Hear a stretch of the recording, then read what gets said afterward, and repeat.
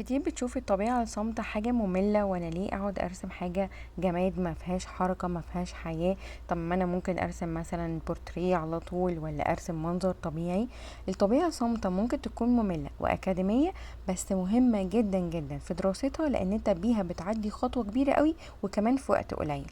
كل اللي عليك ان انت تعمله تجيب شوية ورق A4 من بتاع الطباعة، وتجيب 3 4 درجات رصاص HB 3B و 4B، وتبدأ ان انت ترسم.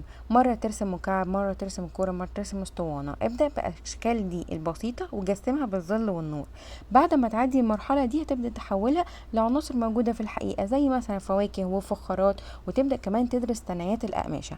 كل الحاجات دي هتعلمك دراسة الظل والنور على كل الأجسام، وتتقن كويس قوي أماكن الضوء، وتفضل تدي تفاصيل اكتر للسكتشات بتاعتك ولوحاتك، وتستخدم كمان خامات اكتر غير الرصاص، وتصعب على نفسك شوية اتجاهات الضوء. يعني مرة ترسم لوحة باتجاهين مثلا للضوء بدل اتجاه واحد. بالدراسة دي انت هتكون اهلت نفسك انك ترسم مناظر طبيعية، تدرس المنظور، وكمان تبدأ تشتغل بورتريه.